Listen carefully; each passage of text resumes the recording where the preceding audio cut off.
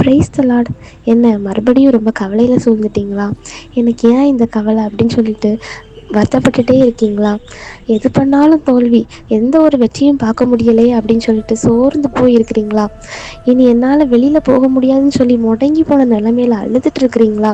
இல்லைங்க, ஏசாயால சொல்லுது, இஸ்ரவேலே நீ என்னால் மறக்கப்படுவதில்லை அப்படின்னு சொல்லிட்டு ஏசப்பா சொல்கிறாங்க.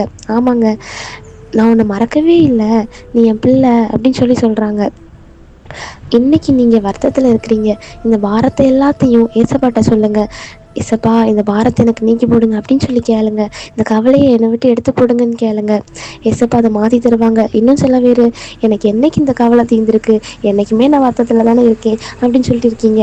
அப்படி இல்லைங்க, அன்னாள் நல்லா ப்ரேயர் பண்ணும்போது, அவங்களோட பாரத்தை எல்லாத்தையும் சொல்லும்போது சாமுவேலை பெற்றுக்கொட்டாங்க. அதே போல் அவங்க கவலைகள் எல்லாம் மாறிடுச்சு. நிறைய பேர் பைபிளில் கூட நிறைய பேர் அவங்களோட கவலைகள் எல்லாத்தையும் சொல்லும்போது ஏசப்பா அவங்கள ஆசீர்வதிச்சாங்க. அவங்க கவலைகள் எல்லாத்தையும் மாற்றி கொடுத்தாங்க. அதே போல் தாங்க இன்றைக்கி நீங்களும் உங்கள் கஷ்டத்தை, உங்கள் பாரத்தை எல்லாத்தையும் ஏசப்பாட்ட ப்ரேயர் பண்ணி சொல்லுங்கள். ஏசப்பா இதை மாற்றித்தாங்க அப்படின்னு சொல்லி கேளுங்க. கண்டிப்பாக ஏசப்பா அதை மாற்றி தருவாங்க. ஏசப்பா நம்மளை மறக்கவே இல்லை. ஏசப்பா நம்ம எப்போ வருவோம் அப்படி சொல்லிட்டு காத்துட்ருக்குறாங்க. ஒவ்வொரு நாளும் நமக்காக ஏசப்பா நிறைய காரியங்கள் பண்ணுறாங்க. அதனால் நீங்கள் உங்கள் கவலைகளை ஏசப்பாட்ட நீங்கள் சொல்லுங்கள். ஏசப்பா அதை மாற்றி தருவாங்க. உங்களை ஆசீர்வதிப்பாங்க. ஆமீன்.